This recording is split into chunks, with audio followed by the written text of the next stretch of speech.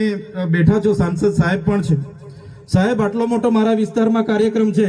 Collector સાહેબ, પ્રાંત સાહેબ અને પ્રાયોજનાજી, શર્માજી, હું અહીંનો ધારાસભ્ય છું ભાઈ. મને કેમ કોઈ ફોન બી નહીં કર્યો, પત્રિકા નહીં, જાણ નહીં, ખુલાસો કરો. હું ધારાસભ્ય છું ભાઈ. આ મારું અપમાન નથી, મારી જનતાનું અપમાન છે. આ મારું અપમાન નથી. મને કોઈ કાર્યક્રમનો મોહતાજ નથી. મને પત્રિકામાં નામ આવે, મારી તકતીમાં નામ આવે તો જ ચૈતર વસાવા આવે એવું નથી. ચૈતર વસાવા નામ માટે હું નથી આવતો. મારા જનતાને મારા સરપંચે કીધું કે આટલો મોટો કાર્યક્રમ છે શિક્ષણનો, સાહેબ તમારે આવવું પડશે, એટલે મેં આવ્યો છું. અને કલેક્ટર સાહેબ, તમારી જવાબદારી છે, તમે વહીવટ છો, તમે મને ફોન કરીને જણાવો ને કાર્યક્રમ છે. મંત્રી સાહેબ ગાંધીનગરથી આવે છે, કઈ તકલીફ છે અમારાથી તમને? પ્રાયોજનાજી, શર્માજી, તકલીફ હે આપકો? તો કેમ ભાઈ તમે અમને જાણ નથી કરતા? કેમ આમંત્રણ નથી આપતા? તમારું વહીવટી તંત્ર હું ધંધા કરે છે ને બધું ખબર છે. હમણાં મોદી સાહેબ આવ્યા હતા, ખર્ચો થાય ભાઈ, 8-10 કરોડ રૂપિયાનો ખર્ચો થાય. તમે દેવ મોગરામાં ડેકોરેશન માટે કલેક્ટર સાહેબ 16 કરોડ રૂપિયાનો અમારા આદિજાતિ બજેટમાં ખર્ચો પાડ્યો છે.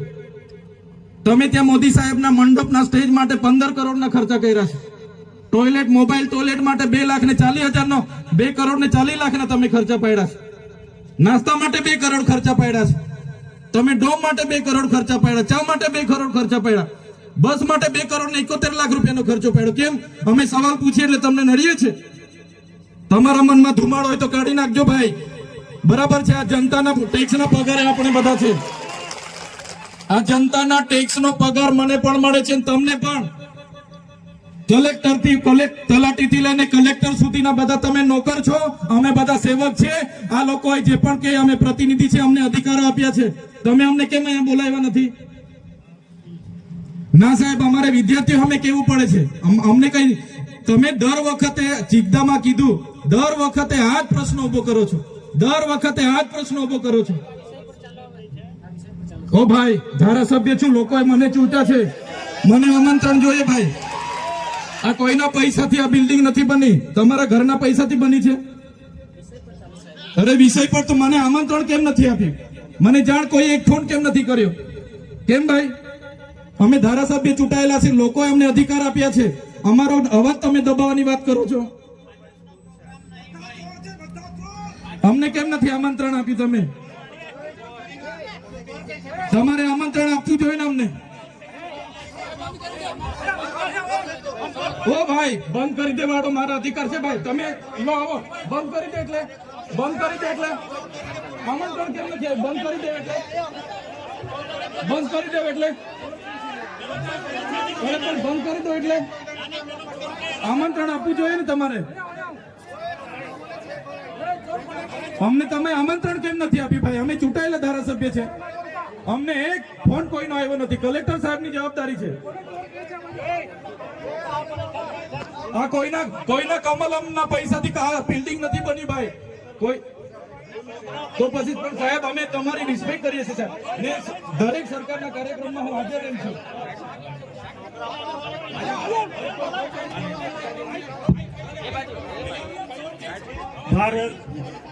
ભાઈ ચલો શાંતિથી બેસી જાઓ, બધા બેસી જાઓ.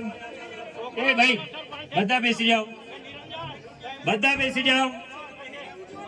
ચાલો શાંતિથી બેસી જાઓ ભાઈ, આગળ નહીં, બેસી જાઓ શાંતિથી. ભાઈ એ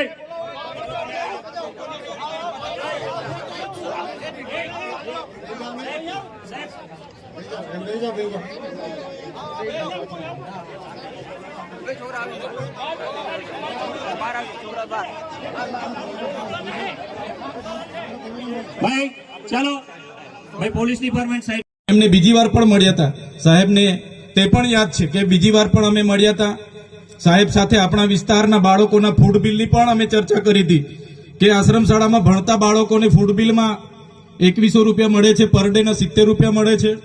તો બાળકો ખૂબ સારી રીતે ભણે, એની થાળીમાં પણ પૌષ્ટિક આહાર હોય, એ બાબતની અમે એમની સાથે ત્યારે પણ ચર્ચા કરી હતી. ખોટા જાતિના પ્રમાણપત્ર જે બીજા જ્ઞાતિના લોકોને આપવામાં આવે છે, અમે તે દિવસે મંત્રી સાહેબને સાથે બેસીને એની પણ પરામર્શ કર્યો હતો કે સાહેબ, આમાં વિશ્લેષણ સમિતિ આગળ તપાસ કરતી નથી. હવે તમે છો, તમારા પર અમે અપેક્ષા લઈને બેઠા છે, તમારે એ ખોટા જાતિના પ્રમાણપત્ર લઈને જે પણ લોકો જે પણ કક્ષાએ હશે, નોકરીમાં હશે કે શિક્ષણમાં હશે, એવા લોકોને આપણે વિશ્લેષણ કમિટી દ્વારા શોધવા પડશે અને એ જે એમને જાહેર કરવા પડશે. એ પણ અમારી વાત હતી. જે 40% માર્ક્સ ફરજિયાત લેખિતમાં લાવવાના એવી જે હમણાં ગૌણ સેવા પસંદગી મંડળે નિયમ બહાર પાડ્યો છે, ત્યારે આદિવાસી સમાજને આર્ટિકલ 330-332 અંતર્ગત જે શૈક્ષણિક અનામત મળી છે, ત્યારે અનામતની બેઠકો 40% માર્ક્સ ફરજિયાત લાવશો તો જ નંબર લાગે એવી જે કન્ડિશન છે, એના લીધે કેટલાક સીટો આપણી ખાલી રહી છે. તો સાહેબશ્રીને અમે એનું પણ ધ્યાન દોર્યું હતું અને એમાં પણ આવનારા દિવસોમાં અપેક્ષા રાખીએ છીએ કે એમાં પણ ગુજરાત સરકાર આપણા મંત્રીશ્રી રસ દાખવીને આગળ તજવીજ કરે. માન્ય મંત્રી સાહેબો, તમે બેઠા છો, સાંસદ સાહેબ પણ છે. સાહેબ, આટલો મોટો મારા વિસ્તારમાં કાર્યક્રમ છે, કલેક્ટર સાહેબ, પ્રાંત સાહેબ અને પ્રાયોજનાજી, શર્માજી, હું અહીંનો ધારાસભ્ય છું ભાઈ. મને કેમ કોઈ ફોન બી નહીં કર્યો, પત્રિકા નહીં, જાણ નહીં, ખુલાસો કરો. હું ધારાસભ્ય છું ભાઈ. આ મારું અપમાન નથી, મારી જનતાનું અપમાન છે. આ મારું અપમાન નથી. મને કોઈ કાર્યક્રમનો મોહતાજ નથી. મને પત્રિકામાં નામ આવે, મારી તકતીમાં નામ આવે તો જ ચૈતર વસાવા આવે એવું નથી. ચૈતર વસાવા નામ માટે હું નથી આવતો. મારા જનતાને મારા સરપંચે કીધું કે આટલો મોટો કાર્યક્રમ છે શિક્ષણનો, સાહેબ તમારે આવવું પડશે, એટલે મેં આવ્યો છું. અને કલેક્ટર સાહેબ, તમારી જવાબદારી છે, તમે વહીવટ છો, તમે મને ફોન કરીને જણાવો ને કાર્યક્રમ છે. મંત્રી સાહેબ ગાંધીનગરથી આવે છે, કઈ તકલીફ છે અમારાથી તમને? પ્રાયોજનાજી, શર્માજી, તકલીફ છે આપકો? તો કેમ ભાઈ તમે અમને જાણ નથી કરતા? કેમ આમંત્રણ નથી આપતા? તમારું વહીવટી તંત્ર હું ધંધા કરે છે ને બધું ખબર છે. હમણાં મોદી સાહેબ આવ્યા હતા, ખર્ચો થાય ભાઈ, 8-10 કરોડ રૂપિયાનો ખર્ચો થાય. તમે દેવ મોગરામાં ડેકોરેશન માટે કલેક્ટર સાહેબ 16 કરોડ રૂપિયાનો અમારા આદિજાતિ બજેટમાં ખર્ચો પાડ્યો છે. તમે ત્યાં મોદી સાહેબના મંડપના સ્ટેજ માટે 15 કરોડના ખર્ચા કર્યા છે. ટોયલેટ, મોબાઈલ ટોયલેટ માટે 2,40,000નો 2 કરોડ ને 40 લાખના તમે ખર્ચા પાડ્યા છે. નાસ્તા માટે 2 કરોડ ખર્ચા પાડ્યા છે. તમે ડોમ માટે 2 કરોડ ખર્ચા પાડ્યા, ચા માટે 2 કરોડ ખર્ચા પાડ્યા, બસ માટે 2 કરોડ ને 71 લાખ રૂપિયાનો ખર્ચો પાડ્યો. કેમ? અમે સવાલ પૂછીએ એટલે તમને નડીએ છે? તમારા મનમાં ધુમાડો હોય તો કાઢી નાખજો ભાઈ. બરાબર છે, આ જનતાના ટેક્સના પગારે આપણે બધા છે. આ જનતાના ટેક્સનો પગાર મને પણ મળે છે, તમને પણ. કલેક્ટરથી તલાટીથી લઈને કલેક્ટર સુધીના બધા તમે નોકર છો, અમે બધા સેવક છે. આ લોકોએ જે પણ કે અમે પ્રતિનિધિ છે, અમને અધિકારો આપ્યા છે. તમે અમને કેમ અહીંયા બોલાવ્યા નથી? ના સાહેબ, અમારે વિદ્યાર્થીઓ અમે કેવું પડે છે. અમને કઈ, તમે દર વખતે ચિકદામાં કીધું, દર વખતે આ જ પ્રશ્ન ઉભો કરો છો, દર વખતે આ જ પ્રશ્ન ઉભો કરો છો. ઓ ભાઈ, ધારાસભ્ય છું, લોકોએ મને ચૂંટ્યા છે, મને આમંત્રણ જોઈએ ભાઈ. આ કોઈના પૈસાથી આ બિલ્ડિંગ નથી બની, તમારા ઘરના પૈસાથી બની છે. અરે વિષય પર તો મને આમંત્રણ કેમ નથી આપ્યું? મને જાણ કોઈ એક ફોન કેમ નથી કર્યો? કેમ ભાઈ? અમે ધારાસભ્ય ચૂંટાયેલા છે, લોકોએ અમને અધિકાર આપ્યા છે, અમારો અવાજ તમે દબાવવાની વાત કરો છો. અમને કેમ નથી આમંત્રણ આપ્યું? તમે તમારે આમંત્રણ આપવું જોઈએ ને અમને. ઓ ભાઈ, બંધ કરી દેવાડો, મારો અધિકાર છે ભાઈ. તમે એમાં આવો, બંધ કરી દે એટલે, બંધ કરી દે એટલે આમંત્રણ કેમ નથી આવ્યું? બંધ કરી દે એટલે, બંધ કરી દે એટલે, બંધ કરી દો એટલે આમંત્રણ આપવું જોઈએ ને તમારે. અમને તમે આમંત્રણ કેમ નથી આપ્યું ભાઈ? અમે ચૂંટાયેલા ધારાસભ્ય છે, અમને એક ફોન કોઈનો આવ્યો નથી. કલેક્ટર સાહેબની જવાબદારી છે.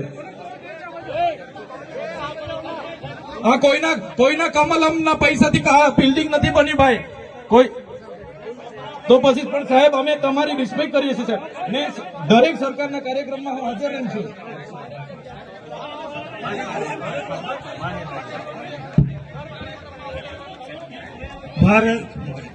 ભાઈ ચલો શાંતિથી બેસી જાઓ, બધા બેસી જાઓ. એ ભાઈ, બધા બેસી જાઓ, બધા બેસી જાઓ. ચાલો શાંતિથી બેસી જાઓ ભાઈ, આગળ નહીં, બેસી જાઓ શાંતિથી. ઓય ભાઈ,